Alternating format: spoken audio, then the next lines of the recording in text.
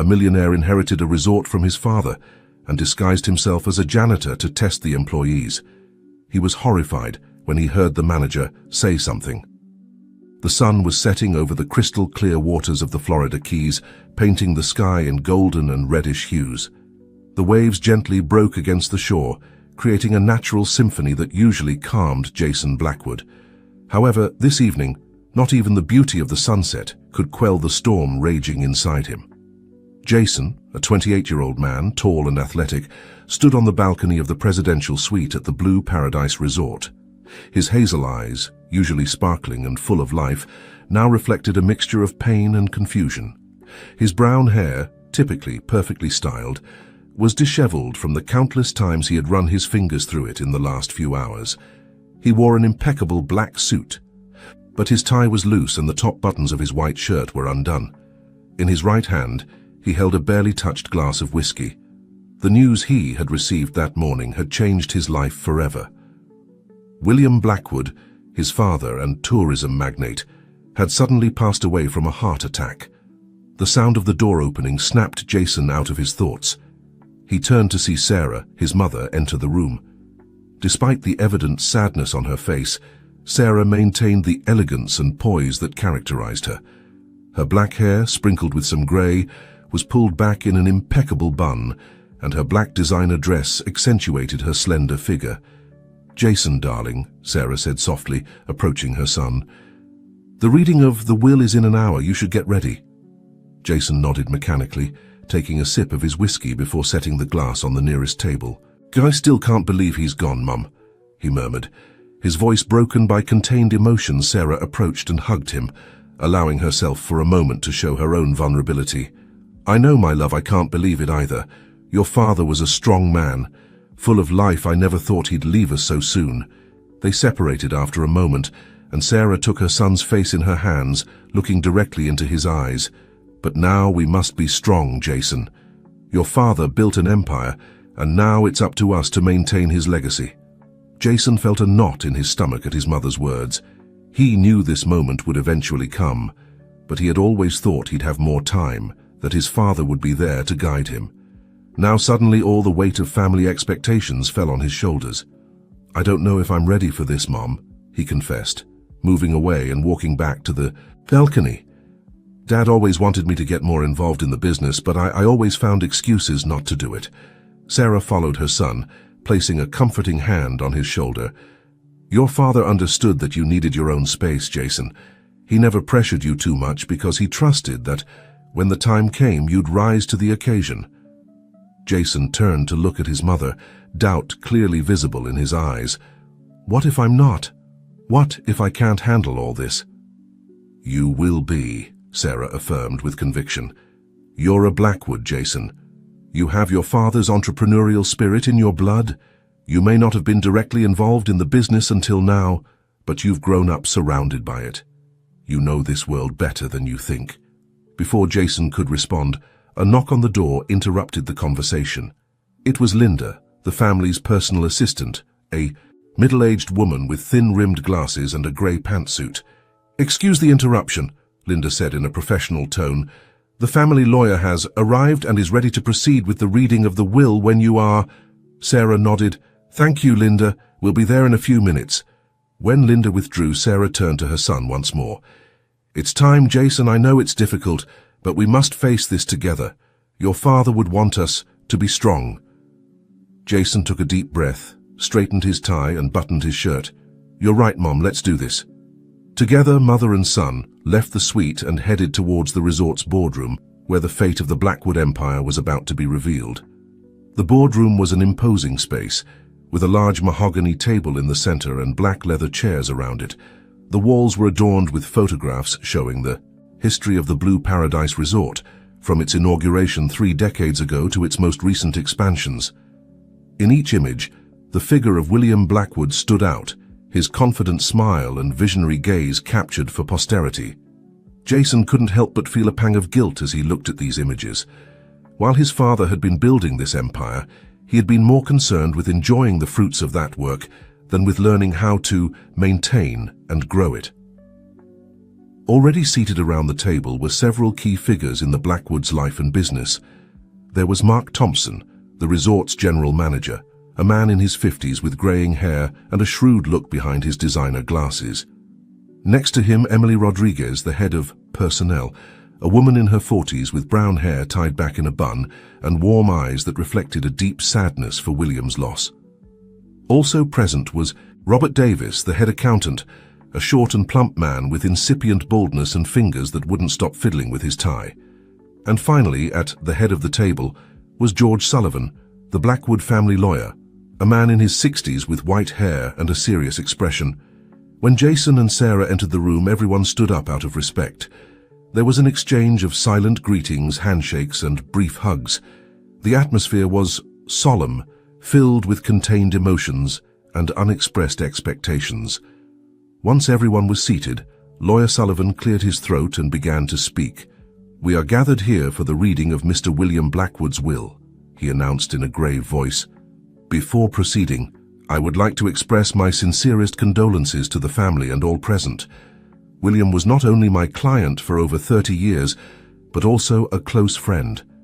His loss is a blow to all of us." He paused, allowing his words to settle before continuing.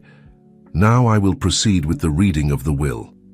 Sullivan took out a sealed envelope from his briefcase and carefully opened it. He extracted several documents and began to read. "I, William Blackwood, of sound mind, declare this to be my last will and testament." Jason listened with a mixture of anxiety and fear. Although he had always known he would inherit the family business someday, the reality of that moment hit him hard. His gaze briefly met Emily's, who offered him a comforting smile. He had always appreciated Emily's warmth, who had been almost like a second mother to him during his upbringing. "And it is my wish that my only son, Jason Blackwood, inherit the totality of my shares and properties, including but not limited to the Blue Paradise Resort and all its extensions and associated properties." A murmur ran through the room. Although everyone expected this decision, hearing it out loud made it real and definitive. Jason felt the weight on his shoulders multiply. He saw Mark Thompson raise an eyebrow, his expression indecipherable. "However," the lawyer continued, and everyone in the room tensed at this word, "this inheritance is subject to a condition." Jason straightened in his chair, his heart beating fast. A condition? His father had never mentioned anything about this to him. To take full possession of the inheritance and assume total control of the Blue Paradise Resort, Jason must work in every department of the resort for a period of 6 months, starting from the lowest position in each area. During this time, he must use a false name and not reveal his true identity to anyone outside this room. The silence that followed. These words was deafening. Jason looked around, seeing the surprise reflected on the faces of everyone present. His mother, Sarah, seemed as surprised as he was. "If Jason successfully completes this 6-month period," Sullivan continued, "he will assume full control of the resort and all associated properties. If he chooses not to comply with this condition, or if he reveals his identity before time, ownership of the resort will pass to a board of directors composed of the current department heads, and Jason will only receive a monthly allowance." Jason was speechless. He couldn't believe what he was hearing. His father, even after his death, was still challenging him, pushing him to get involved in the business in a way he had never imagined. "Dad," he muttered to himself, a mixture of frustration and admiration in his voice. Lawyer Sullivan continued reading some minor provisions of the will, but Jason barely listened. His mind was trying to process what this condition meant. He would have to abandon his life of luxury, his identity, everything he knew, to completely immerse himself in the workings of the resort from the most basic level. When Sullivan finished reading, the room was silent for a few moments. It was Sarah who spoke first. "George," she said, addressing the lawyer, "were you aware of this condition?" Sullivan shook his head. "William gave me this sealed envelope a few months ago, with strict instructions not to open it until this moment. I'm as surprised as all of you." Mark Thompson cleared his throat. "If I may," he said, his voice soft but firm, "I believe Mr. Blackwood has once again demonstrated his genius. This condition will ensure that the future leader of the resort knows its operation thoroughly. Emily nodded, adding, "Plus, it will give Jason the opportunity to really get to know our staff and understand their needs and challenges." Jason listened to these comments in silence, his mind still trying to process the situation. Finally, he stood up, all eyes turning to him. He began, his voice shaky at first, but gaining firmness as he spoke. "I accept my father's condition. I know I haven't been as involved in the business as I should have been, but I'm willing to learn, to work hard, and to honor my father's legacy."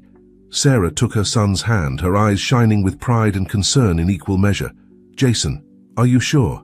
6 months is a long time, and you'll have to give up everything you know." Jason nodded, a new determination shining in his eyes. "I'm sure Mom-Dad always wanted me to truly understand the business, and now I see why it's time for me to take on my responsibility, lawyer." Sullivan stood up. "Very well then. According to William's instructions, the 6-month period will begin in a week.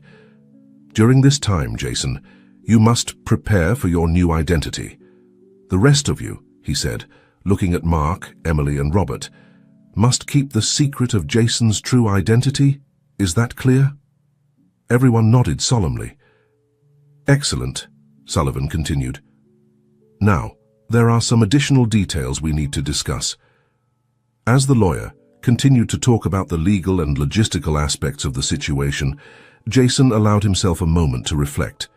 His life was about to change drastically. He would go from being the playboy heir to a simple maintenance employee. The idea both terrified and excited him in equal measure. He looked at the photos of his father on the walls, the smiling and confident face of William Blackwood. For the first time in a long time, Jason felt he truly understood his father. This final challenge was William's ultimate gift, the opportunity for Jason to prove himself, not just to others, but to himself.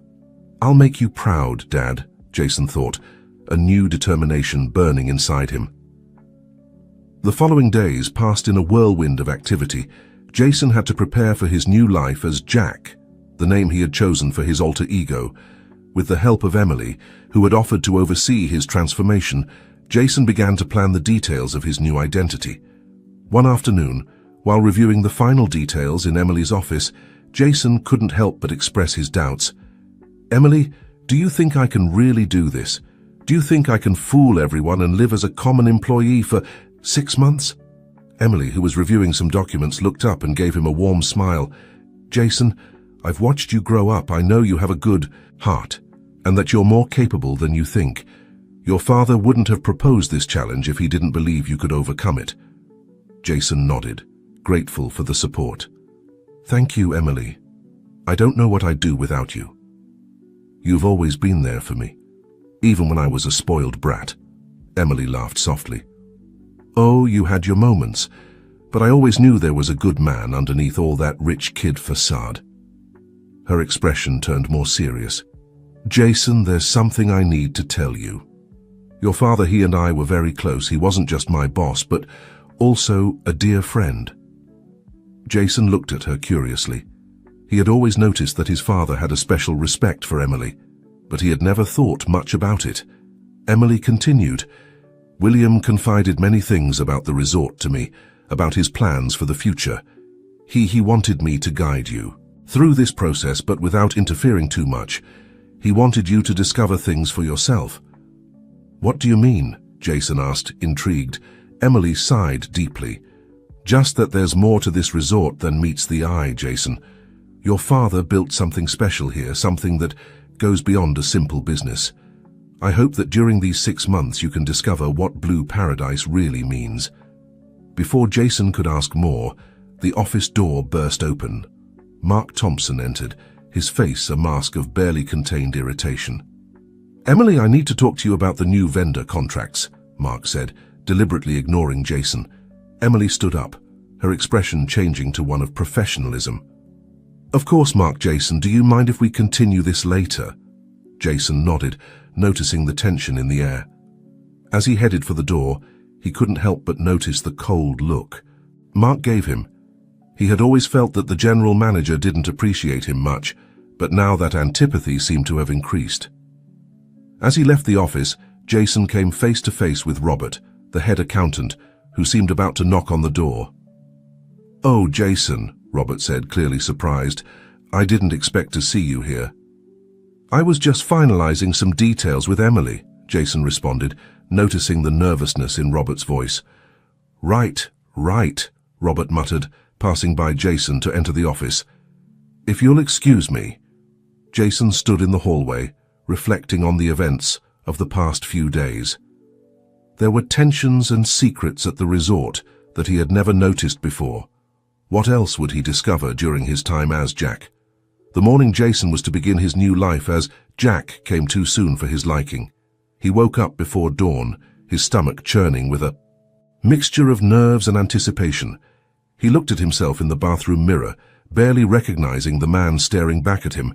His hair, once perfectly styled, was now longer and messy. A several-day-old beard partially covered his distinctive features. The designer clothes had been replaced by worn jeans and a simple t-shirt. "Good morning, Jack," he muttered to himself, practicing the deeper tone of voice he would use for the next 6 months. A soft knock on the door snapped him out of his thoughts. It was his mother, Sarah, who entered with a worried expression on her face. "Are you ready, honey?" she asked, her voice tinged with emotion. Jason nodded, unable to find the right words. Sarah approached and hugged him tightly. "Remember, no matter what happens, I'm proud of you," she whispered. "Your father would be too." Jason allowed himself a moment of vulnerability in his mother's arms before pulling away and grabbing his backpack. "It's time," he said, his voice firmer than he felt. Together, mother and son left the presidential suite for the last time in the next 6 months. They walked in silence through the resort's corridors, still deserted at this early hour. Upon reaching the service entrance, where Emily was waiting for them, Sarah hugged her son one more time. "Take care of yourself, my love," she said, with tears in her eyes. "And remember, if at any point you feel you can't go on, you can always quit. Your well-being is more important than any inheritance." Jason nodded, grateful for his mother's unconditional support. "I will, Mom, I love you." With one last hug, Jason separated from his mother and approached Emily, who was waiting for him with a determined expression on her face. "Ready, Jack?" Emily asked, using his new name to help him get into character. Jason, "No, Jack," nodded. "Ready." Emily handed him a maintenance uniform and an ID card. "Welcome to Blue Paradise Resort. Jack, your shift starts in 15 minutes. Martin, the head of maintenance, will be waiting for you in the supply room." Jack took the uniform and card, feeling the weight of his new reality. With one last look at his mother, who was watching from a distance, he entered through the service door, leaving behind his life of luxury and privilege. The service hallway was a completely different world from the resort Jack knew.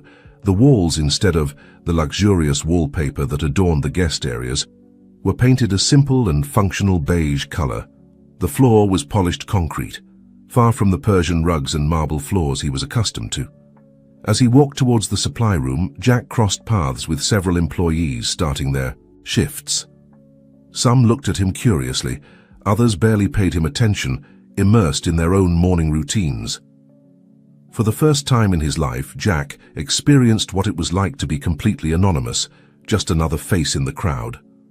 Upon reaching the supply room, he met Martin, a robust man in his 50s, with a thick mustache and calloused hands that spoke of years of hard work. "You must be the new guy, Jack," Martin said, evaluating him with a critical look. "I hope you're ready to work hard. We don't tolerate slackers here." Jack nodded, trying to project a confidence he didn't feel. "Yes, sir.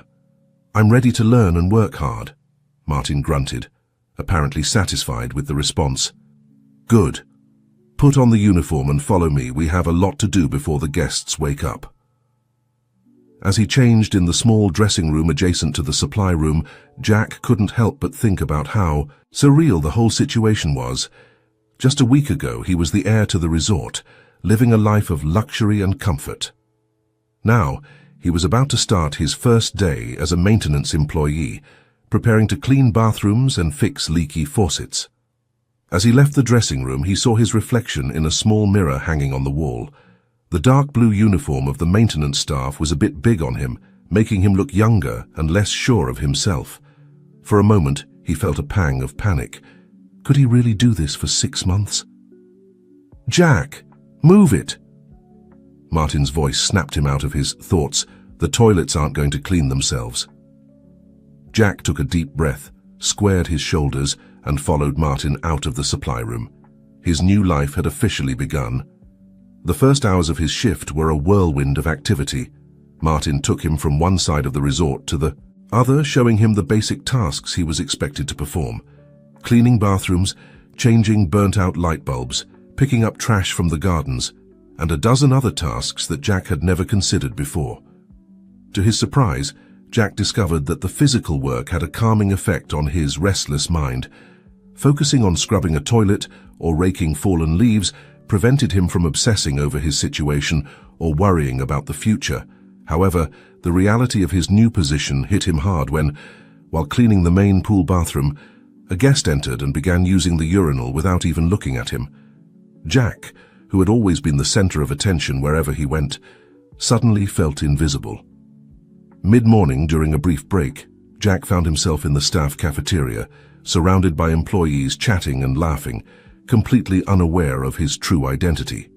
He sat alone in a corner, observing and listening, trying to absorb everything he could about this new world. It was then that he noticed a young woman sitting a few tables away. She had dark hair pulled back in a practical ponytail and wore the uniform of the resort's waitresses. What caught Jack's attention was the intensity with which the young woman was studying a thick book in front of her, completely ignoring the lively conversation around her. Intrigued, Jack got up to throw the remains of his coffee in the trash can near the young woman's table. As he passed by her, he glanced at the book. It was an advanced accounting text.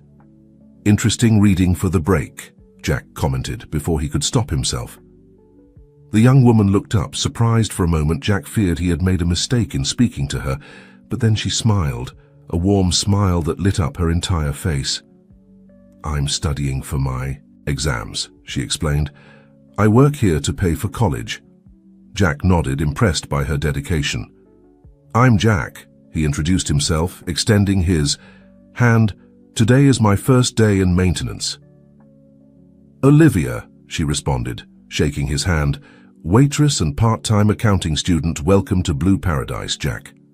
Before they could continue their conversation, Martin's voice resonated in the cafeteria. "Jack, break's over. We have a leak in Suite 305. Jack quickly said goodbye to Olivia and ran towards Martin, but he couldn't help looking back one more time. Olivia had already returned to her book, but there was something about her that had caught his interest. As he followed Martin to Suite 305, Jack reflected on his morning. It had been exhausting, confusing, and in many ways humbling, but it had also been revealing. In just a few hours, he had seen more of the inner workings of the resort than in his entire previous life. And as he prepared to face his next challenge, a leaky pipe and an angry guest, Jack realized that maybe, just maybe, his father had known exactly what he was doing by giving him this test. Perhaps these 6 months wouldn't just be an obstacle to overcome, but an opportunity to grow and learn. With that thought in mind, Jack picked up his toolbox and entered Suite 305, ready to face whatever fate and capricious pipes had in store for him. As the days passed, Jack began to adapt to his new routine. He would wake up before dawn, put on his maintenance uniform, and immerse himself in a world of hard work and constant challenges. Each day brought new tasks and problems to solve, from broken air conditioners to difficult guests. One morning, while repairing a broken lounge chair by the main pool, Jack noticed Mark Thompson, the general manager, speaking heatedly with a man he didn't recognize. Both were far enough away that Jack couldn't hear their conversation, but Mark's body language indicated he was upset. Intrigued, Jack tried to move closer discreetly, pretending to pick up some fallen leaves. It was then that he caught fragments of the conversation. "You can't keep raising the prices," the unknown man was saying. "Our agreement was clear. Things have changed. Mark responded in a low but firm voice. "With William's death, we need—" At that moment, Mark noticed Jack's presence and abruptly stopped talking. He gave Jack a withering look before leading the man to a more private location. Jack remained thoughtful. What kind of deals was Mark making, and why had his father's death changed things? He made a mental note to pay more attention to Mark's activities in the future. As he finished repairing the lounge chair, Jack saw Olivia walking along the edge of the pool, carrying a tray with drinks for the guests. He noticed how she moved with grace and efficiency, smiling and chatting with the clients as she served their cocktails. However, he could also see the tiredness in her eyes, the slight trembling in her hands after hours of carrying heavy trays. Impulsively, Jack approached her when she finished serving the drinks. "Hi, Olivia," he greeted her with a smile. "Looks like you've had a busy morning." Olivia turned, surprised at first, but then returned his smile. "Oh, hi, Jack. Yes, it's been crazy. The heat makes everyone want to drink more than usual." "I can imagine." Jack nodded. Then, without thinking too much, he added, "Hey, what do you say we grab a coffee together during the break? Well, if you have time to rest, of course." Olivia seemed to hesitate for a moment, but then her smile widened. "You know what, that sounds great. I could use a break and some company that isn't asking me for another piña colada." They both laughed and agreed to meet in the staff cafeteria during their next break. The rest of the morning flew by for Jack. He repaired leaky faucets, changed burnt-out light bulbs, and even had to deal with a family of raccoons that had decided to make their home in one of the resort's dumpsters. Each task presented a new challenge, and Jack found himself enjoying the sense of accomplishment that came with solving practical problems. When it was finally time for his break, Jack headed to the staff cafeteria with a mixture of anticipation and nervousness. He found Olivia already seated at a table in the corner, with 2 cups of coffee in front of her. "I hope you like black coffee," Olivia said when Jack sat down. "I didn't know how you take it, but I thought that after a morning of hard work you'd need something strong." Jack took the cup, grateful. "Black coffee is perfect, thank you, and you're right. I definitely need it." There was a moment of silence as they both took a sip of their coffees. Then Olivia spoke. "So Jack, what brings you to Blue Paradise? You don't seem like the typical maintenance guy, no offense." Jack almost choked on his coffee. For a moment he feared his disguise wasn't as good as he thought, but then he realized that Olivia was just making a casual observation. "Well," he began, choosing his words carefully, "let's say I'm at a point of change in my life. I needed a fresh start, and this job seemed like a good opportunity to learn new things." Olivia nodded, understanding. "I get it. I'm here looking for a new beginning too. In a way, this job allows me to study and save for college someday. I hope to be an accountant and be able to help my family." Jack felt moved by Olivia's determination. "It's admirable that you work so hard for your dreams," he said sincerely. "How did you end up interested in accounting?" Olivia's eyes lit up. "I've always been fascinated by numbers and how they can tell the story of a business. Plus, I grew up watching my father struggle with the finances of his small store. I want to be able to help people like him, small business owners who have big dreams but need help managing the financial side." As Olivia spoke, Jack couldn't help but feel impressed by her passion and vision. He also felt a pang of guilt as he thought about how he had taken his wealth and position for granted for so long. "It's a wonderful goal," Jack said. "I'm sure you'll achieve it." Olivia smiled, a little embarrassed.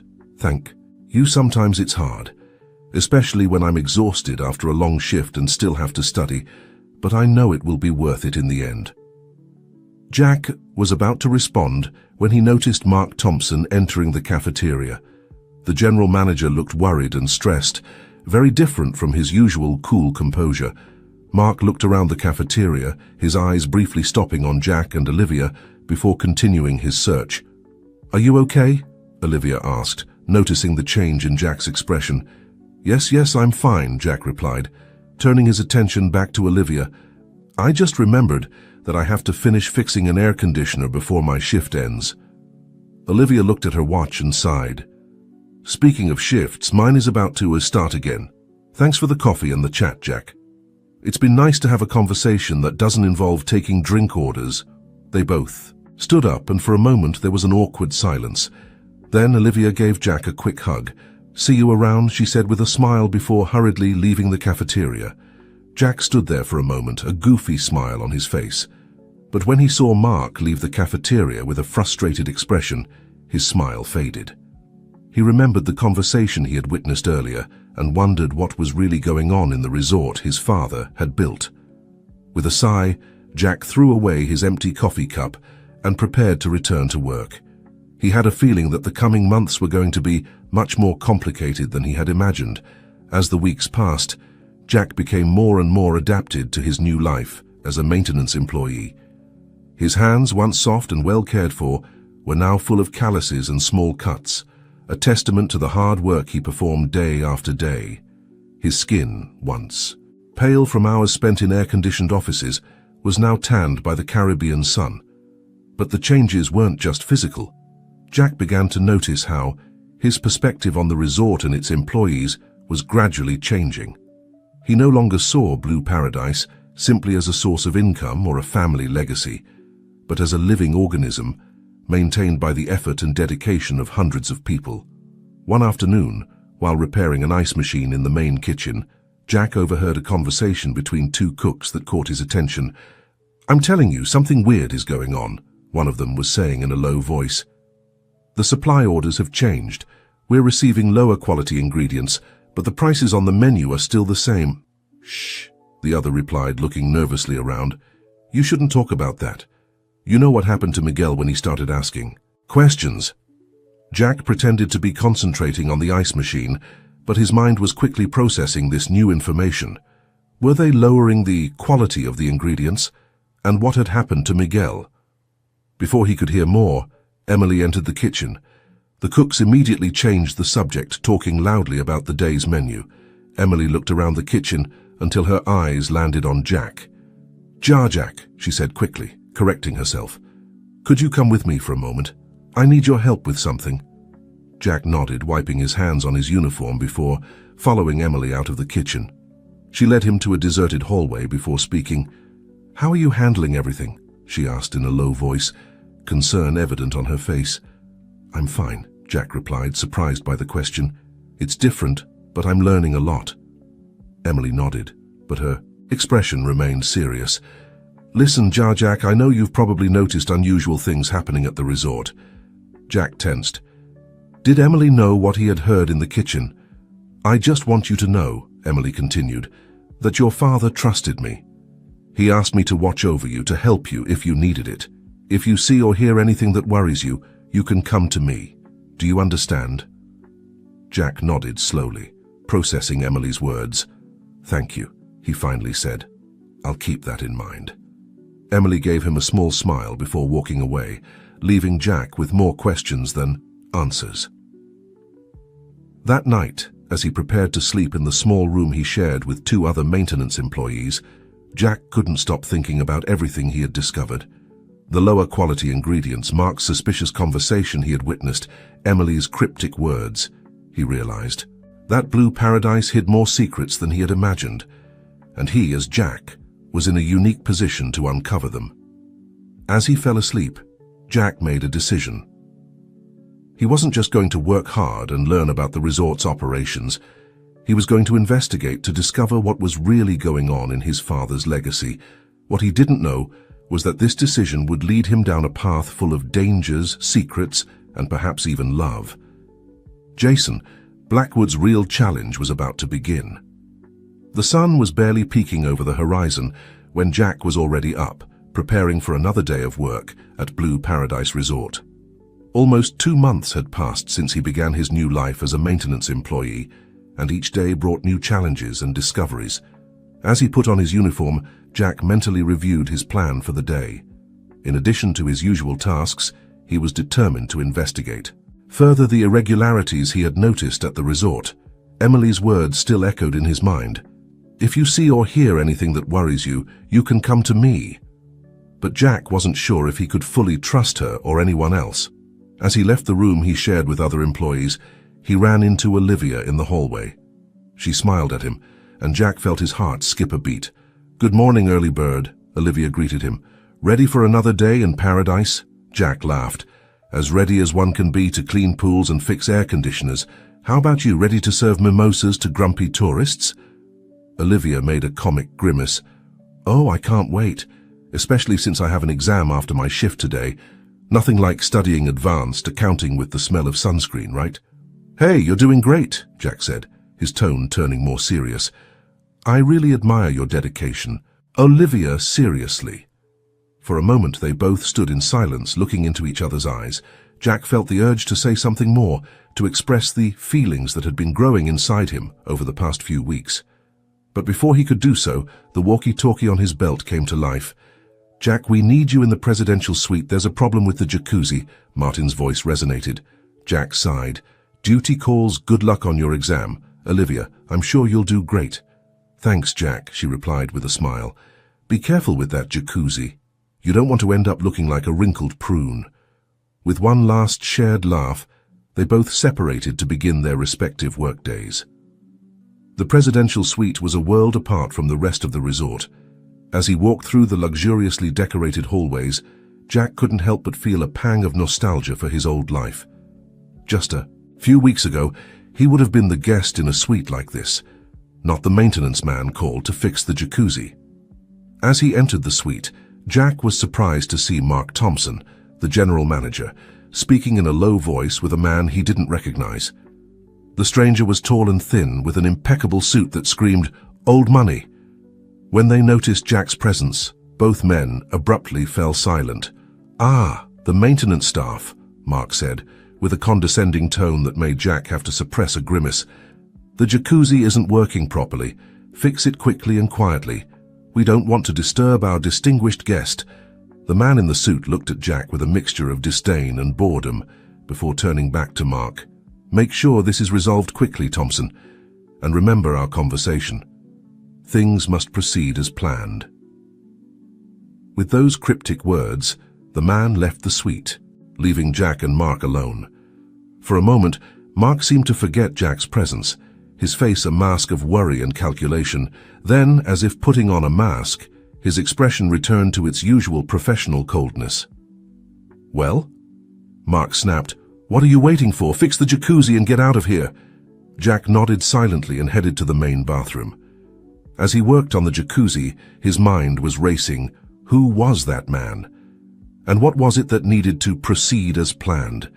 Each day seemed to bring more questions than answers. After an hour of work, Jack managed to repair the jacuzzi. When he came out of the bathroom, he was surprised to find the suite empty Mark had left, probably to attend to other resort matters. But something caught Jack's attention, a manila envelope that slightly protruded from the edge of a partially open drawer in the desk. Jack knew he shouldn't snoop. It was an invasion of privacy, and if he was caught it could cost him his job and ruin the entire operation. But curiosity and the need to understand what was happening at his father's resort was stronger. With his heart beating rapidly, Jack approached the desk and pulled out the envelope. He carefully opened it and extracted several documents. They were contracts and financial statements, filled with numbers and legal terms he didn't fully understand. But even with his limited knowledge, he could see that something didn't add up. There were discrepancies in the numbers, transfers to offshore accounts, and mentions of special investments that didn't seem to have anything to do with the normal operation of the resort. Suddenly, Jack heard voices approaching in the hallway. In panic, he stuffed the documents back into the envelope and placed it in the drawer, trying to leave it exactly as he had found it. Then he grabbed his toolbox and quickly left the suite, passing by a group of guests who were just entering as he was leaving. With his heart still racing, Jack headed towards the maintenance rooms. He needed a moment to process what he had just seen. It was clear that something shady was happening at Blue Paradise, something that went beyond simple cuts in ingredient quality or changes in vendor contracts.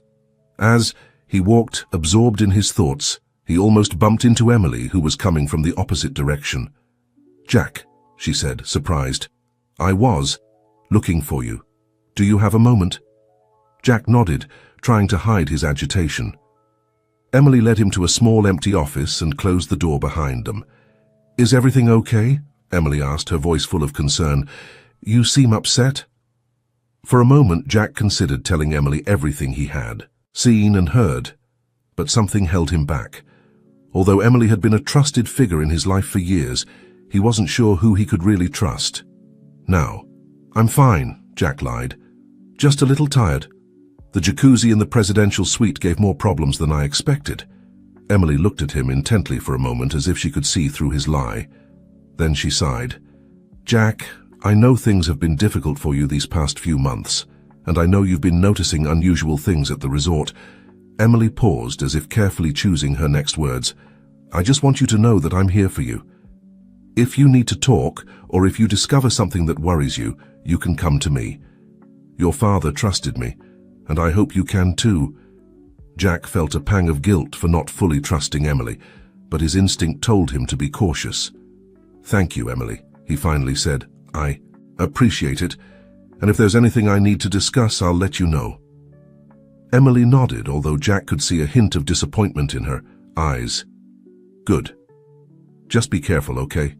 And remember, you're not alone in this." With those cryptic words, Emily left the office, leaving Jack with even more questions than before. The rest of the day passed in a haze for Jack. He performed his tasks automatically, his mind constantly returning to the documents he had seen in the presidential suite and Emily's words. He knew he was on the verge of discovering something big, something that could change everything he thought he knew about his father's resort and the people around him. That night, as he prepared for bed, Jack made a decision. He couldn't continue being a passive observer. He needed to investigate further, to uncover the truth behind Blue Paradise's secrets. But he also knew he would have to be cautious. If there really was a conspiracy underway, any misstep could be dangerous. As he fell asleep, the image of Olivia appeared in his mind. He wondered what she would think if she knew the truth about who he really was. Would she see him differently? Would she understand why he had kept his true identity a secret?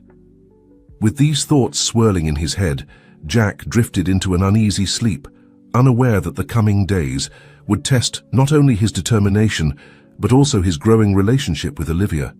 The next morning, Jack woke up with a new resolution. He was going to get to the bottom of what was happening at Blue Paradise, no matter the risks. But he knew he would need help, someone he could trust, completely. As he performed his morning tasks, Jack kept a watchful eye out for Olivia.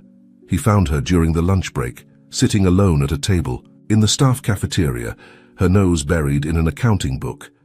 "Mind if I join you?" Jack asked, tray in hand. Olivia looked up and smiled, that warm gesture that always made Jack's heart skip a beat. "Of course not. It's always a pleasure to have company that doesn't ask me to explain the difference between debit and credit." Jack laughed as he sat down. "Well, I can't promise I won't ask you that at some point. My knowledge of accounting is pretty limited." "Oh, come on," Olivia teased. "I'm sure a smart guy like you could learn it quickly if you wanted to." For a moment, Jack considered telling Olivia everything right then and there, but he knew it wasn't the right place or time. Instead, he decided to test the waters. "Olivia," he began, lowering his voice, "have you noticed anything strange lately at the resort? Anything that seemed out of place?" Olivia's smile faded, replaced by a concerned expression. "Why do you ask?" she responded, also lowering her voice. Jack looked around to make sure no one was listening to them. "I've heard some things, seen some others. I think something's not right here, but I'm not sure what." Olivia seemed to hesitate for a moment before leaning in closer. "Now that you mention it, I've noticed some discrepancies in the financial records I've been studying for my advanced accounting class. At first I thought it was a mistake on my part, but the more I look at it, the more convinced I am that something doesn't add up." Jack's heart was racing. Here it was, the confirmation he needed that he wasn't imagining things. "Olivia," Jack said, his voice barely a whisper, "I think we need to talk more about this, but not here. Could we meet after work? Somewhere private?" Olivia looked at him intently for a moment, as if assessing whether she could trust him. Finally, she nodded. "There's a small cove south of the main beach. Almost no one goes there. We can meet there at sunset." Perfect, Jack said, feeling a mixture of relief and anticipation. I'll see you there. Just at that moment, Mark Thompson entered the cafeteria. His sharp gaze briefly rested on Jack and Olivia before he headed to the service line. Jack and Olivia exchanged a significant look before returning to their lunches and trivial conversations. But they both knew that tonight, in that lonely cove, everything could change. The rest of the day passed in a haze of anticipation for Jack. He performed his tasks mechanically, his mind occupied with what he might discover that night. When sunset finally arrived, he slipped away from the resort and headed towards the cove Olivia had mentioned. He found her, there, sitting on a rock looking out at the sea. The setting sunlight bathed her face in golden tones, and for a moment, Jack was left breathless at her beauty. "Olivia," he called softly as he approached. She turned and smiled at him, although Jack could see the tension in her eyes. "Jack, I'm glad you came." Jack sat down next to her on the rock, their shoulders almost touching. For a moment, they both remained silent, watching the waves break against the shore. "So," Olivia finally said, "what's really going on, Jack? Because I have a feeling you know more than you're letting on." Jack took a deep breath. This was the moment he knew that once he started talking, there would be no turning back. "Olivia," he began, turning to look directly into her eyes, "before I tell you anything else, I need you to know that I trust you. What I'm about to tell you, it could change everything, and I need to know that I can count on you." Olivia looked at him intently, her expression a mixture of curiosity and concern. "Jack, you're scaring me a little, but yes, you can trust me. Whatever is going on, I'm here to help." Jack took a deep breath. It was now or never. "My name isn't Jack," he finally said. "I'm Jason Blackwood, son of William Blackwood, the owner of the resort." Olivia's jaw dropped, her eyes widening in surprise and disbelief. What? But how? Why? Jason proceeded to tell her everything. His father's death, the will, the condition of working 6 months at the resort under a false identity. As he spoke, he saw a series of emotions pass across Olivia's face: surprise, confusion, and finally, understanding. "So, all this time," Olivia murmured when Jason finished his explanation. "I'm sorry for deceiving you," Jason said sincerely. "It was never my intention to hurt anyone, especially you, but I needed to maintain my cover." Olivia remained silent for a moment, processing all the information. Finally, she looked at Jason with a new determination in her eyes. "Okay, Jack." "No, Jason," she said, correcting herself. "I understand why you did it, and now I understand why you were so interested in the resort's irregularities. What have you discovered?" Jason felt a wave of relief at seeing that Olivia wasn't rejecting him. He told her about the documents he had seen in the presidential suite, the suspicious conversations he had overheard, and his suspicions about Mark Thompson. "I think someone is diverting funds from the resort," Jason concluded, "and I suspect Mark is involved somehow, but I need concrete evidence before I can do anything about it." Olivia nodded, her accountant's mind already working on the implications. "The discrepancies I noticed in the financial records, it all makes sense now, Jason. I think I can help you track the money trail. If we work together, we could uncover what's really going on." Jason felt a surge of gratitude and affection towards Olivia. "You'd do that, I know it's asking a lot and it could be dangerous." "Of course I'll do it," Olivia interrupted firmly. "This resort provides jobs for hundreds of people. If someone is stealing or doing something illegal, we need to stop them. Besides," she added with a small smile, "I've always wanted to be a kind of accounting detective." Jason couldn't help but smile at her enthusiasm. "Thank you, Olivia. You don't know how much your support means to me." For a moment they looked into each other's eyes, and Jason felt something change between them. He was no longer just Jack, the maintenance guy, but Jason Blackwood, with all the weight and responsibility that entailed. But in Olivia's eyes he saw that it didn't matter. She saw him for who he really was. Just when it seemed the moment might lead to something more, a noise in the nearby bushes startled them. They both jumped to their feet, looking around in alarm. "What was that?" Olivia whispered. "I don't know," Jason responded quietly. But I think we'd better leave. We can't risk someone having followed us. Quickly, they left the cove and returned to the resort by separate paths, agreeing to meet the next day to begin their investigation in earnest. That night, as Jason prepared to sleep in his small employee room, his mind was spinning with everything that had happened. He had revealed his true identity to Olivia, and she had not only accepted him, but had offered to help him. He felt a mixture of excitement and fear about what would come next, but there was also a new concern. Had the noise in the bushes been just an animal, or had someone been spying on them? The idea that his secret might have been discovered filled him with unease. As he fell asleep, Jason couldn't know that the events of the following day would test not only his determination, but also his growing relationship with Olivia. The next morning dawned cloudy, as if the sky reflected the tension Jason felt. He quickly dressed in his maintenance uniform, more aware than ever of his role as Jack. Every interaction, every look, now seemed charged with new meaning. During breakfast in the staff cafeteria, Jason looked for Olivia. He found her sitting with a group of waitresses, laughing and chatting as if nothing had changed. But when their eyes briefly met, Jason could see the complicity in her gaze. They now shared a secret, a bond that went beyond their roles at the resort. Just as Jason was about to approach Olivia to arrange a time to meet, Mark Thompson entered the cafeteria. The general manager seemed tenser than usual, his eyes scanning the room as if looking for something or someone. Mark's gaze fell on Jason, and for a moment he seemed to study him with unsettling intensity. Jason felt his heart rate quicken. Did Mark suspect something?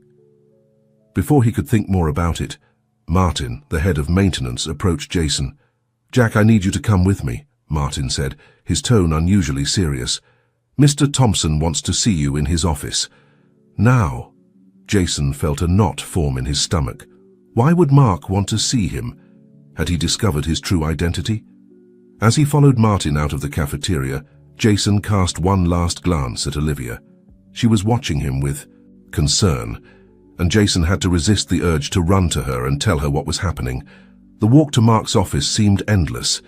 Jason mentally reviewed every interaction he had had in the past few days, trying to remember if he had made any mistake that could have revealed his secret. Finally, they reached the imposing door of Mark's office. Martin knocked, and after hearing a brief "come in" from inside, opened the door. "Here's Jack, Mr. Thompson," Martin said. "Thank you, Martin." "You may go," Mark responded, without looking up from the papers on his desk. Martin nodded and left, closing the door behind him and leaving Jason alone with Mark. For a moment, silence filled the room. Mark continued reviewing his papers as if Jason wasn't there. Finally, after what seemed like an eternity, Mark looked up. "Jack," he said, his voice cold and calculating. "I've been watching you." Jason felt his heart stop for a moment. He tried to maintain a neutral expression as he responded, "Sir?" Mark leaned back in his chair, his eyes fixed on Jason. "You've been doing a good job, efficient, discreet. The kind of employee we value here at Blue Paradise." Jason felt a mixture of relief and confusion. Was this really just about his job performance? "Thank you, sir," Jason responded, trying to sound grateful but not too excited. "However," Mark continued, his tone becoming sharper, "I've also noticed that you seem to have an unusual curiosity about matters that are outside your area of responsibility."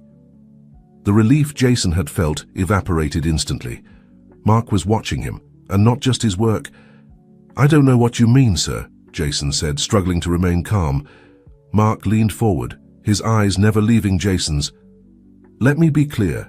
Jack Blue Paradise is like a big family. And in a family, each member has their place and their responsibilities. We don't like it when someone steps out of their place." The implicit threat in Mark's words was clear. Jason felt a chill run down his spine, but he stood firm. "I understand, sir," he responded. "I'm just here to do my job as best I can." Mark studied him for a moment longer before nodding slowly. "Good. I'm glad we understand each other. You may go." Jason left the office with shaky legs. It was clear that Mark suspected something, although maybe he didn't know exactly what the situation was becoming, more dangerous than he had anticipated. As he walked back to his duties, Jason saw Olivia in the hallway. She looked at him with concern, clearly wanting to know what had happened. Jason subtly shook his head, indicating it wasn't safe to talk there. Later that day, during their break, Jason managed to meet with Olivia in a quiet corner of the resort gardens. "What happened?" Olivia asked in a low voice, concern evident in her voice. "Does Mark suspect something?" Jason quickly told her about the strange conversation in Mark's office. "I don't think he knows who I really am," he concluded, "but he definitely suspects I'm investigating something." Olivia frowned. "This is dangerous, Jason. Maybe we should stop." "No," Jason interrupted firmly. "We can't stop now. If Mark is involved in something illegal, we need to uncover it for the sake of the resort, for my father's legacy." Olivia looked at him for a moment before slowly nodding. "You're right, but we have to be more careful. We can't let Mark catch us." "Agreed," said Jason. "We need to accelerate our investigation. Olivia, do you think you could access more financial records? We need concrete evidence." "I can try," Olivia responded. "There are some files in the accounting office that could be useful, but it won't be easy to access them without raising suspicions." "Let me think of a plan," said Jason. "In the meantime, act normal. We don't want Mark to suspect you too." Just as they were about to separate, Jason took Olivia's hand. "Be careful, okay? If anything happened to you because of me, Olivia gave him a comforting squeeze. "I'll be fine. We're in this together, remember?" With one last look of complicity, they separated and returned to their respective jobs. That night, as Jason lay in his bed, his mind was spinning with plans and worries. The conversation with Mark had shaken him more than he wanted to. Admit he knew they were playing a dangerous game, but he also knew he couldn't stop now. As he fell asleep, Jason couldn't know that the events of the following day would test not only his courage, but also his growing relationship with Olivia. The mystery of Blue Paradise was about to become much more complicated and dangerous. The next morning dawned with a palpable tension in the air at Blue Paradise Resort. Jason, still under his identity as Jack, woke up before dawn, his mind already working on the details of the plan he had been elaborating during the night. As he dressed in his maintenance uniform, he mentally reviewed each step. He knew that what he was about to do was risky, but he also knew he had no other choice if he wanted to uncover the truth about what was happening at his father's resort. As he left his room, he came face to face with Robert, the head accountant. The man seemed nervous, his eyes moving quickly from one side of the hallway to the other. "Good morning, Robert," Jason greeted, trying to maintain a casual tone. Robert started, as if he hadn't noticed Jason's presence until that moment. "Oh, good morning, Jack, right?" Jason nodded, noticing the sweat beading on Robert's forehead. "Are you all right? You seem a bit agitated." "Me? No, I'm fine," Robert quickly responded, his voice a little higher than normal. "Just a lot of work. You know, the numbers don't add up by themselves." With a nervous laugh, Robert quickly walked away, leaving Jason with a sense of unease. This brief interaction only reinforced Jason's conviction that something was definitely wrong at Blue Paradise. With renewed determination, he headed towards the staff cafeteria for his breakfast and to set in motion the first phase of his plan. In the cafeteria, Jason looked for Olivia. He found her sitting alone at a table in the corner, apparently absorbed in an accounting book. But when Jason approached, he could see the tension in her shoulders and the way her eyes weren't moving across the page. "Good morning," Jason said quietly as he sat across from her. Olivia looked up, a small smile forming on her lips as she saw Jason. "Good morning, Jason," she responded, quickly correcting herself and lowering her voice even more. "Are you ready?" Jason asked, his voice barely audible over the murmur of conversations around them. Olivia nodded, closing her book. "As ready as I can be to commit a possible corporate crime," she responded with a nervous laugh. Jason extended his hand across the table, briefly covering Olivia's. "Remember, if at any point you feel it's too risky, you can back out. I don't want to put you in danger." Olivia's eyes softened at the gesture. "We're in this together, Jason. I'm not going to back down now. Just... At that moment, Mark Thompson entered the cafeteria, his sharp gaze sweeping the room before landing on Jason and Olivia. For a moment, Jason feared Mark would approach them, but the general manager simply narrowed his eyes before heading to the service line. "It's time," Jason murmured. "Remember, the plan, I'll create a distraction in the east wing of the resort that should keep most of the security staff busy. You'll have approximately 15 minutes to enter the accounting office and obtain the files we need." Olivia nodded, her expression a mixture of determination and nervousness. "Be careful, Jason, and good luck." With one last look of complicity, they both stood up and headed to their respective positions, aware that the next few minutes could change everything. Jason headed towards the east wing of the resort, his heart pounding hard in his chest. He knew that what he was about to do would put his cover at risk, but it was a risk he was willing to take. When he reached the main hallway of the east wing, Jason took a deep breath and prepared himself.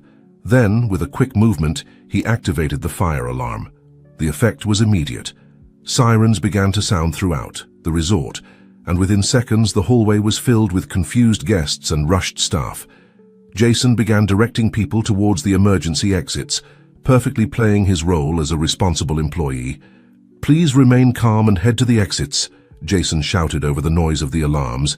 "It's just a precaution, but we need everyone to evacuate the building." As chaos unfolded around him, Jason couldn't help but think of Olivia. He hoped the distraction would be enough to give her the time she needed to access the accounting files. At the other end of the resort, Olivia took advantage of the confusion to slip into the accounting office. With trembling hands, she began searching through the file cabinets, aware that every second counted.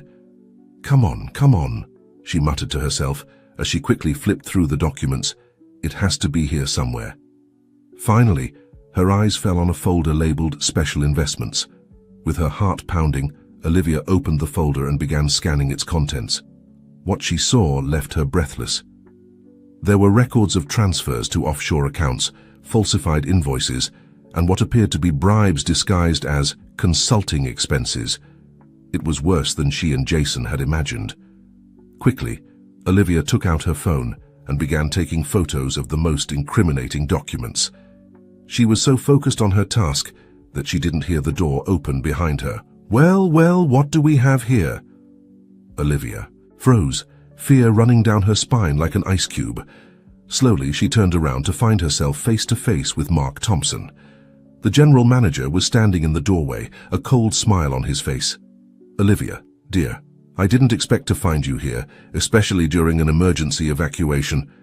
Olivia tried to stay calm, her mind working frantically to find a plausible excuse. "Mr. Thompson, I was looking for some files I needed for my accounting class. With all the confusion, I thought it would be a good time to—" "Save the excuses," Mark interrupted, his voice sharp as a knife. "We both know that's not true. The question is, what am I going to do with you now?" Olivia's fear transformed into determination. She wasn't going to let Mark intimidate her. "What's happening here is illegal, Mr. Thompson. You can't get away with it." Mark laughed, a humorless sound that made Olivia shudder. "Oh, my dear Olivia, you have no idea what you're getting into. This goes far beyond you, me, even the resort." He took a step forward, his expression becoming threatening. "Now, you're going to give me that phone and we're going to have a long conversation about your future. At this resort and maybe about your future in general." Olivia stepped back, her back hitting the file cabinet. She was trapped, and she knew it. But just when she thought all was lost, a familiar voice resonated from the hallway. "Olivia, are you in here? We need to evacuate." It was Jason. Olivia had never been so happy to hear his voice. Mark cursed under his breath. "This isn't over," he hissed before turning around and quickly leaving the office just as Jason appeared in the doorway. "Olivia, what?" Jason began, but he stopped short when he saw the panicked expression on Olivia's face. "What happened?" "Mark," Olivia managed to say, her voice shaky. "He caught me, Jason. He knows we're investigating. We have to get out of here now." Without wasting a second, Jason took Olivia's hand and led her out of the office. Together, they ran through the resort's hallways, blending in with the last groups of people evacuating the building. Once outside, in the relative safety of the resort gardens, Jason took Olivia to a secluded corner, away from prying ears. "Are you okay?" he asked, his eyes scanning Olivia's face for signs of injury. Olivia nodded, still shaking slightly. "I'm okay, scared but okay." Then, with trembling hands, she took out her phone. "Jason, I got it. I have evidence of what's going on. It's worse than we thought." Jason took the phone and began reviewing the photos Olivia had taken. With each image, his expression became grimmer. "This is incredible," he murmured. "Fun diversion, bribes Olivia. This could destroy everything my father worked for." "I know," Olivia responded quietly. "What are we going to do now?" Jason looked up, his gaze meeting Olivia's. At that moment, they both realized that there was no turning back. They were fully involved in something much bigger and more dangerous than they had imagined. "We need to talk to Emily," Jason finally said. "She said my father trusted her. Maybe she can help us understand what's really going on here." Olivia nodded, but before she could respond, they noticed Mark Thompson walking towards them, his expression a mask of barely contained fury. "We have to go," Jason whispered urgently. "Now." Hand in hand, Jason and Olivia slipped away among the crowd of confused guests and employees, aware that each step was taking them deeper into a mystery that threatened to change everything. As they ran, Jason couldn't help but think about how everything had changed in such a short time. He had arrived at the resort, thinking his biggest challenge would be learning to work as a common employee. Now, he found himself in the middle of a conspiracy that threatened not only his inheritance, but possibly also his life and Olivia's. The night had fallen over Blue Paradise Resort, enveloping the place in a cloak of darkness that seemed to reflect the growing tension in the air. Jason and Olivia, still shaken by the day's events, found themselves hidden in a small maintenance shed on the outskirts of the resort, trying to process everything that had happened and decide their next move. "I can't believe Mark caught us," Olivia whispered, her voice still trembling from the adrenaline. "Do you think he suspects who you really are?" Jason shook his head, running a hand through his hair in a gesture of frustration. "I don't think so. If he knew I was Jason Blackwood, he would have made his move much earlier, but now he knows we're investigating, and that puts us in danger." Olivia nodded, taking out her phone to review once more the photos she had taken of the incriminating documents. "Jason, this is big. We're talking about millions of dollars diverted, falsified contracts, possible connections to organized crime." Her voice broke on the last part, the magnitude of what they had discovered finally hitting her with full force. Jason moved closer to her, putting a comforting hand on her shoulder. "I know, it's overwhelming, but now we have evidence. We can do something about it." "But what?" Olivia asked, looking at him with a mixture of fear and determination in her eyes. "We can't just go to the police if Mark is involved. Who knows how many more people are? We could be putting our lives in danger." Jason remained silent for a moment, considering their options. Finally, he made a decision. "We have to talk to Emily. My father trusted her, and right now, she's the only person I think we can trust." Olivia nodded slowly. "Okay, but how are we going to get to her without Mark seeing us? He probably has all the security staff looking for us." "I have an idea," said Jason, a spark of his old confidence shining in his eyes. "But it's going to require us to trust each other completely. Are you willing to take the risk with me, Olivia?" Olivia looked at him intently for a moment, and Jason could see the internal struggle in her eyes. Finally, she took his hand and squeezed it firmly. "I'm with you, Jason, to the end." With a plan in mind, Jason and Olivia stealthily left the maintenance shed. The night covered them, but every shadow seemed to hide a potential threat. They moved quickly and silently through the resort's gardens, avoiding lit areas and main paths. They reached the back of the main building, where they knew Emily's office was located. Jason pointed to a window on the second floor. "That's the window to her office," he whispered. "I'm going to climb up and try to get in. You stay here and keep watch. If you see anyone approaching, whistle like a tropical bird, okay?" Olivia nodded, though worry was evident on her face. "Be careful, Jason." Jason gave her a reassuring smile before he began climbing up the vine that covered the building's wall. Every movement was calculated, aware that a misstep could not only expose them, but also result in a dangerous fall. Finally, he reached Emily's window. To his surprise and relief, it was slightly ajar. Carefully, Jason opened it further and slipped inside the office. The room was dark, illuminated only by the faint moonlight filtering through the window. Jason took out his phone to use as a flashlight, looking for any sign of Emily. "Emily!" he called softly. "Are you here?" Suddenly, a lamp turned on in the corner of the office, revealing Emily sitting in an armchair, a calm expression on her face that contrasted strongly with the situation. "I was expecting you, Jason," Emily said, her voice quiet but with a touch of sadness. "I knew you would eventually discover the truth and come to me." Jason froze, surprised not only by Emily's presence but by her words. "You knew? You knew what was happening at the resort?" Emily nodded slowly. "Yes, I knew, and there's much more you need to know." She stood up and approached Jason, her eyes full of a mixture of affection and regret. "But first, we need to bring Olivia here. It's not safe for her to be alone outside." Jason, still stunned by this revelation, nodded mechanically and went to the window to signal Olivia. In a matter of minutes, she too was in the office, looking with confusion between Jason and Emily. "Sit down, both of you," Emily said, pointing to a sofa. "We have a lot to talk about, and time is not on our side." Jason and Olivia sat down, their hands instinctively finding each other, seeking comfort in each other's touch. Emily looked at them for a moment, a sad expression crossing her face. "What you're about to hear will change everything you think you know about Blue Paradise and William Blackwood. Are you prepared for that?" Jason and Olivia exchanged a look. Before nodding, Emily took a deep breath and began her story. "Blue Paradise wasn't always the luxurious resort it is today," Emily began. "Many years ago, when your father acquired it, Jason, it was little more than a run-down motel on a forgotten beach. But William saw the potential, not just for a successful business, but for something more." Emily paused, as if searching for the right words. "Your father was a man with a vision, Jason. He wanted to create not just a resort, but a real paradise, a place where people could escape their problems and find peace.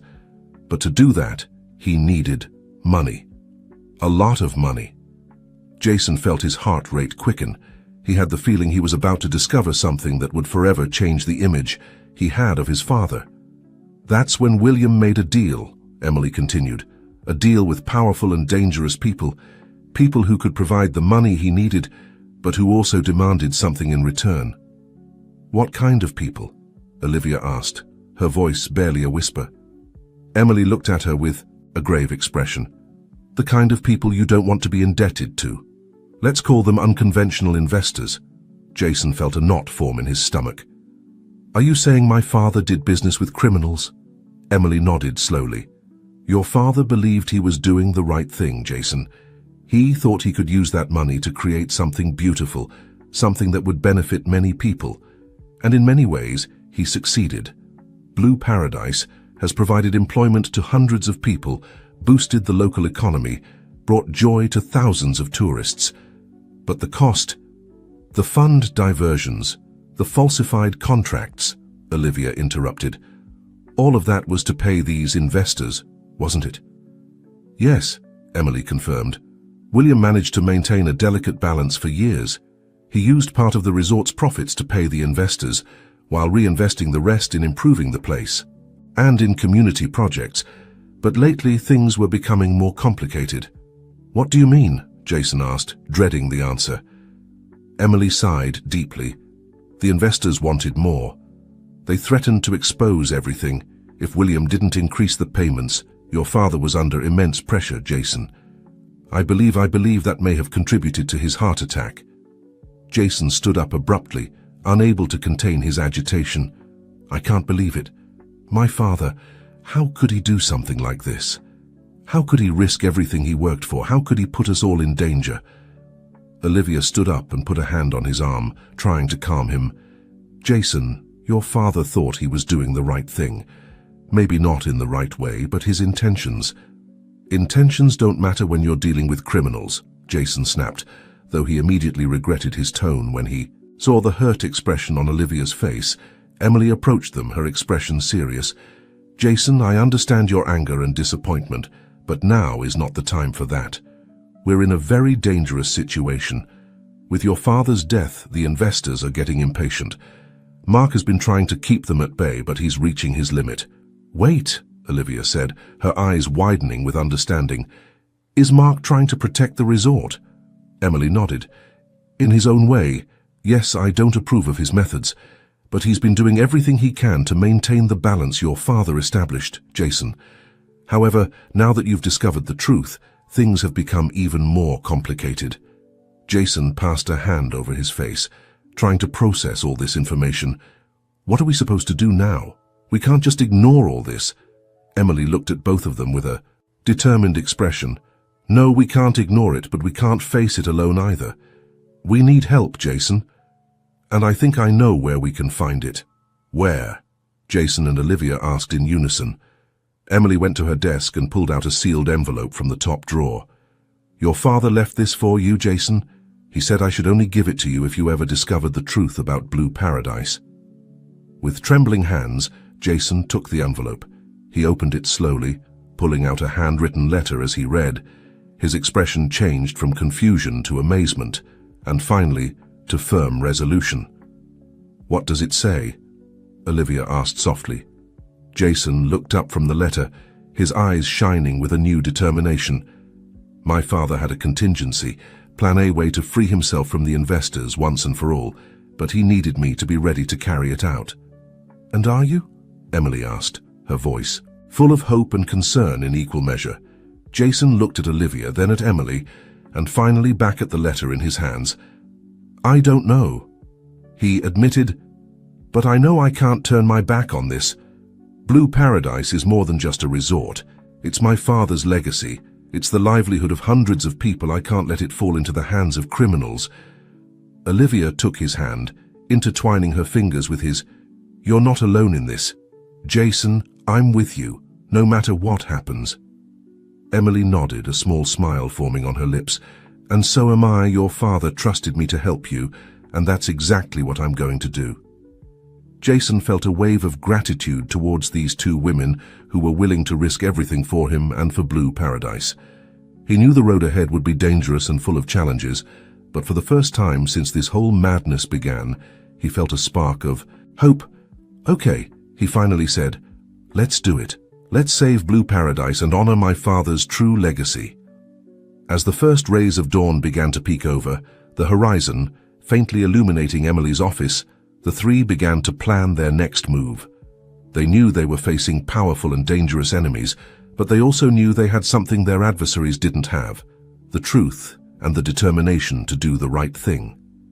Blue Paradise was about to face its biggest storm, and Jason, Olivia, and Emily were at the center of it. But together, maybe, just maybe, they could not only survive the storm, but emerge stronger on the other side. The real test was just beginning, and the fate of Blue Paradise hung by a thread. The first rays of the sun filtered through the curtains of Emily's office, illuminating the tired but determined faces of Jason, Olivia, and Emily. They had spent the entire night planning, discussing and preparing for what was to come. William Blackwood's contingency plan was bold and risky, but it was their best hope for saving Blue Paradise. Let's go over the plan one more time, Jason said, his voice tired but firm. Olivia, you'll be in charge of compiling and organizing all the evidence we have about the illegal activities, Emily. You'll coordinate with the trustworthy employees to ensure the resort continues to function normally while we carry out our plan. Both women nodded, their expressions a mixture of nervousness and determination. And you, Jason? Olivia asked, concern evident in her voice. Jason took a deep breath before responding, I'll confront Mark and the investors. It's time they know who I really am and what I plan to do. Emily put a hand on Jason's shoulder. It's dangerous, Jason. These men will stop at nothing to protect their interests. I know, Jason responded, his gaze fixed on his father's letter. But my father believed I could do it, and I believe it too.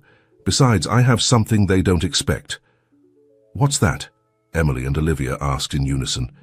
Jason smiled, a flash of his old confidence shining in his eyes, the truth and the determination to do the right thing, no matter the cost. With one last exchange of looks, the trio separated to set their plan in motion. Olivia headed to the accounting office, taking advantage of the residual chaos from the false fire alarm to access more documents without raising suspicions. Emily began moving around the resort, speaking quietly with key employees, preparing them for what was to come without revealing too much. Jason, for his part, headed straight for the presidential suite. He knew Mark would be there, probably trying to calm the investors after the events of the previous day. It was time to face the truth face to face. As he walked through the luxurious corridors of the resort, Jason felt as if he was seeing everything for the first time. Every detail, from the luxurious carpets to the elegant chandeliers, reminded him of his father's dream, a dream that had been corrupted by greed and fear, but a dream that could still be saved. Upon reaching the door of the presidential suite, Jason took a deep breath and knocked firmly. For a moment there was only silence. Then the door opened, revealing a visibly surprised Mark Thompson. "Jack, what the hell are you doing here?" Mark snapped, his face a mask of irritation and confusion. Jason looked him straight in the eye, completely dropping his maintenance employee facade. "I think it's time we had a conversation, Mark. A very serious conversation."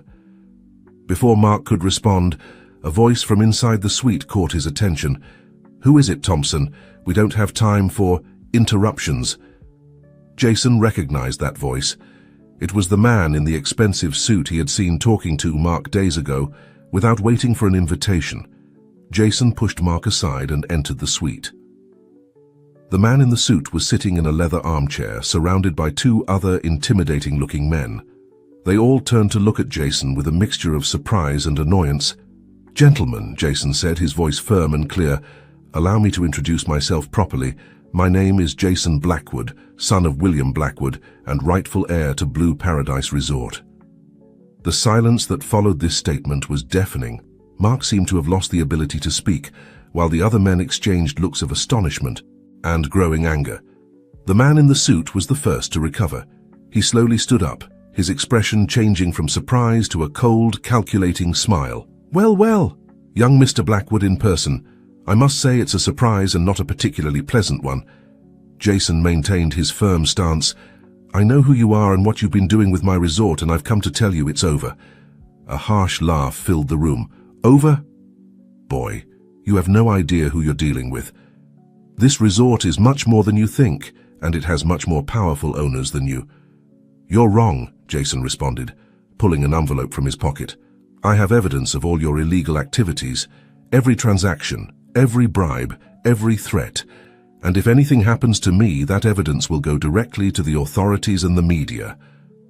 The face of the man in the suit darkened. "You're playing a very dangerous game, kid." "It's not a game," Jason replied. "It's my legacy and my father's, and I'm willing to fight for it." Just at that moment, the door of the suite burst open. Olivia and Emily entered, followed by a group of police officers. "The authorities are already here," Olivia announced, her voice trembling slightly, but her eyes shining with determination. "And they have all the evidence they need." Chaos broke out in the suite. The men tried to flee but were quickly subdued by the officers. Mark, pale and shaking, was handcuffed without offering resistance. Amidst the commotion, Jason approached Olivia and Emily. "We did it," he said, disbelief and relief evident in his voice. Olivia hugged him tightly. "You did it, Jason. You saved Blue Paradise." Emily, with tears in her eyes, put a hand on Jason's shoulder. "Your father would be so proud of you." As the officers took away the detainees, Jason looked out the suite window. The sun had fully risen, bathing the resort in a golden light. It was as if Blue Paradise itself was celebrating its liberation. The days and weeks that followed were a whirlwind of activity. The news of what had happened at Blue Paradise spread quickly, causing a stir in the tourism industry, and beyond, Jason worked tirelessly to restore the resort's reputation, implementing new policies of transparency and business ethics. Olivia, impressed by his courage and determination during the crisis, accepted Jason's offer to become the resort's new head of accounting. Together, they formed a formidable team, combining Jason's vision with Olivia's sharp financial sense. Emily remained a key figure in the resort's administration, her experience and loyalty more valuable than ever under her guidance. The staff of Blue Paradise united like never before, working together to build a better future. A month after the dramatic events, Jason organized a big celebration at the resort. Employees, guests, and members of the local community gathered for what Jason called the Renaissance of Blue Paradise. Standing on a small stage in front of the beach with Olivia and Emily by his side, Jason addressed the crowd. Just over 6 months ago, I arrived at this resort as Jack, a simple maintenance employee. I thought I was coming to learn about the business, but in reality, I came to learn about life, integrity, and the true meaning of legacy. He paused, his gaze sweeping over the attentive faces in the audience. Blue Paradise was always more than just a business for my father. It was a dream, a vision of what could be, a place where people could find not just rest and fun, but also hope and opportunities. Today, we are reclaiming that dream. Jason took Olivia's hand, intertwining his fingers with hers. With the help of incredible people like Olivia, Emily, and each one of you, we are building a new Blue Paradise, a place based on honesty, integrity, and mutual care. A true paradise not just for our guests, but for everyone who calls this place home. The crowd erupted in applause and cheers. Jason looked at Olivia, seeing in her eyes the same love and determination he felt in his heart. "I love you," he whispered, low enough for only her to hear. Olivia smiled, her eyes shining with tears of happiness. "I love you too," she responded. As the sun set over Blue Paradise, painting the sky in shades of gold and pink, Jason felt a deep sense of peace and purpose. He knew the road ahead wouldn't be easy, but he also knew he wouldn't be alone with Olivia by his side. Emily's support, and the loyalty of his team, Jason was ready to face any challenge the future might bring. Blue Paradise had not only survived its greatest storm, but had emerged stronger and brighter than ever. And so, as the stars began to appear in the night sky, a new era began for Blue Paradise. An era of honesty, love, and true happiness. William Blackwood's dream lived on, stronger than ever, in the capable hands of his son and in the hearts of all those who called Blue Paradise their home. As the celebration continued into the night, Jason found a quiet moment to slip away from the crowds. He walked along the beach, the soft sand beneath his feet, and the gentle sound of waves creating a soothing atmosphere. He stopped at a spot where he and his father used to sit and watch the sunset when he was a child. "We did it, Dad," he whispered to the night air. "We saved your dream. I hope you're proud." He felt a hand on his shoulder and turned to see Olivia standing beside him, her eyes full of understanding. "He would be so proud of you, Jason," she said softly. "You've honored his legacy in the best way possible." Jason pulled her close, wrapping an arm around her waist. "I couldn't have done it without you, Olivia. You've been my strength through all of this." They stood in comfortable silence for a moment, watching the moonlight dance on the waves. Then Jason turned to face Olivia, taking both her hands in his. "Olivia," he began, his voice filled with emotion, "these past months have been the most challenging yet most rewarding of my life. And through it all, you've been there, supporting me, challenging me, making me a better person. I can't imagine facing the future without you by my side." Olivia's eyes widened as Jason slowly lowered himself to one knee, pulling a small box from his pocket. "Olivia Thompson, will you marry me? Will you be my partner in life, in love, and in making Blue Paradise the best it can be?" Tears of joy sprang to Olivia's eyes as she nodded emphatically. "Yes, Jason, 1,000 times yes!" As Jason slipped the ring onto her finger, the sound of cheering erupted from behind them. They turned to see the entire staff of Blue Paradise, led by Emily, watching from a respectful distance. The couple laughed and waved, their hearts full of love and gratitude for their extended family. In the years that followed, Blue Paradise flourished under Jason and Olivia's leadership. They transformed the resort into a model of ethical business practices and community involvement. The resort became known not just for its luxury and beauty, but for its commitment to sustainability and social responsibility. Emily remained a crucial part of the team, serving as a mentor to both Jason and Olivia. Her wisdom and experience helped guide the resort through the challenges of growth and change. Jason and Olivia's wedding, held on the beach of Blue Paradise, was a celebration that brought together employees, guests, and the local community. It symbolized not just the union of two people, but the unity of purpose that had come to define the resort. As their family grew, with the arrival of 2 children, Jason and Olivia made sure to instill in them the values that had saved Blue Paradise: integrity, hard work, and a commitment to doing what's right, no matter the cost. Blue Paradise became more than just a successful resort. It became a beacon of hope, a testament to the power of redemption, and a living legacy of William Blackwood's original dream. Visitors came not just for the beautiful beaches and luxurious amenities, but for the warmth and authenticity that permeated every aspect of the resort. And on quiet evenings, when the sun dipped below the horizon, painting the sky in brilliant hues, Jason would often find himself on that same spot on the beach, arm in arm with Olivia, watching their children play in the sand. In those moments, he felt a profound sense of peace and gratitude. He had not only saved his father's legacy, but had transformed it into something even greater. Blue Paradise was truly a paradise now, not just in name, but in spirit.